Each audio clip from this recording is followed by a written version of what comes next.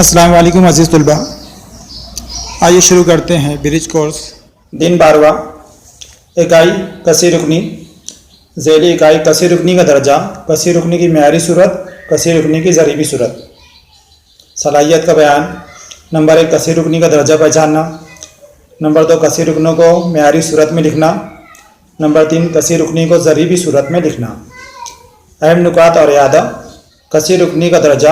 कसी रुकनी मौजूदा मुतगय्यरों की क़ुव्वतों की जो सबसे बड़ी क़ुव्वत होती है उसे इस कसी रुकनी का दर्जा कहते हैं। मिसाल 5x की दूसरी क़ुव्वत प्लस 2x माइनस 3 इस कसी रुकनी में x से मुतगय्यर है, उसकी सबसे बड़ी क़ुव्वत नुमा 2 है, इसलिए इस कसी रुकनी का दर्जा 2 है। 2 दर्जे वाली कसी रुकनी को मुरब्बई कसी रुकनी भी कहते हैं। कसी रुकनी की म्यारी सूरत। कसी रुकनी को इसके क़ुव्वत नुमा के चढ़ती या उतरती तरतीब में लिखी हो तो उसे उसकी म्यारी सूरत कहते हैं। मिसाल -7 प्लस 6x की दूसरी क़ुव्वत प्लस 4x इस कसी रुकनी को म्यारी सूरत में ज़ैल के मुताबिक लिखते हैं। यानी कसी रुकनी को क़ुव्वत नुमा की उतरती तरतीब में या चढ़ती तरतीब में लिखने को उसकी म्यारी सूरत कहते हैं। जैसे यहाँ पर सबसे बड़ा जो अदद है वो है 6x की दूसरी क़ुव्वत, इसलिए उसको पहले लिखेंगे, फिर प्लस उससे छोटा क़ुव्वत नुमा कौन सा है 4x, इसलिए वो 4x लिखेंगे, फिर -7। इस तरह कसी रुकनी की ज़रीबी सूरत।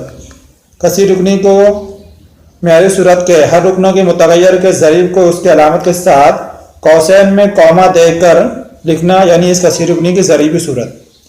यानी कसी रुकनी को म्यारी सूरत में लिखने के बाद में उसकी जो ज़रीब है उसको कौस में कौमा देकर कभी लिखते हैं हम, तो उसको उसकी ज़रीबी सूरत कहते हैं। इस तरह देखो यहाँ पर ये कसी रुकनी म्यारी सूरत में लिखी हुई है। 6x की दूसरी क़ुव्वत प्लस 4x माइनस 7 क़ुव्वत नुमा की उतरती तरतीब यहाँ पर दूसरी क़ुव्वत, पहली क़ुव्वत, फिर सिफर क़ुव्वत। तो x की दूसरी क़ुव्वत का ज़रीब 6 है, x का ज़रीब 4 है और x की सिफर क़ुव्वत का ज़रीब -7 है, इसलिए इसको ज़रीबी सूरत में 6, 4, -7 इस तरह कौस में लिखेंगे। 6, 4, -7। इसी तरह दूसरी मिसाल दी हुई यहाँ पर 5x की दूसरी क़ुव्वत -2x माइनस 3 इस कसी रुकनी की ज़रीबी सूरत कौस में लिखेंगे हम 5, -2, -3 जो इसके ज़रीब है, यानी जो अदद दिखाई दे रहे हमको वो अलामत के साथ में वो अदद लिखना है। इसी तरह ज़रीबी सूरत की कसी रुकनी को क़ुव्वत नुमाई सूरत में लिख सकते हैं, इसलिए जितने ज़रीब दिए होंगे उनकी तादाद से एक कम दर्जा लेंगे। मिसाल अब यहाँ पे देखो ज़रीबी सूरत में दिया हुआ है 5, -4, 0, 3। इस ज़रीबी सूरत को क़ुव्वत नुमाई सूरत में लिखते वक्त ज़ैल के मुताबिक लिखते हैं। देखो यहाँ पर जो है तो 1, 2, 3, 4 अरकान है। कौस में कितने अरकान लिखे हुए? 4 अरकान है। इसमें कुल 4 अरकान है, यानी दर्जा 4 - 1 बराबर 3 होगा। हम एक से मुतगय्यर का इस्तेमाल करके कसी रुकनी की म्यारी सूरत में, अब देखो यहाँ पे सबसे पहले ज़रीब कितना है 5, x की तीसरी क़ुव्वत -4 x की दूसरी क़ुव्वत प्लस 0x प्लस 3 लिख सकते हैं। अब अजीज़ तुलबा आप ऊपर के मुताबिक कुछ सवालात हल करने की कोशिश कीजिए। मशक़ के सवाल दिए यहाँ पर। सवाल नंबर 1 ज़ैल की खाली जगहों को पुर करने के लिए दिए हुए सवालों के कसीर मुतबादिल जवाब में से सही मुतबादिल का इंतखाब कीजिए। पहला इसमें कसी रुकनी 3x की दूसरी क़ुव्वत प्लस 5x प्लस 5x की दूसरी क़ुव्वत -5 का दर्जा डैश है। इसके नीचे 4 ऑप्शन दिए हुए हैं, सही जवाब जो है तुमको लिखना है।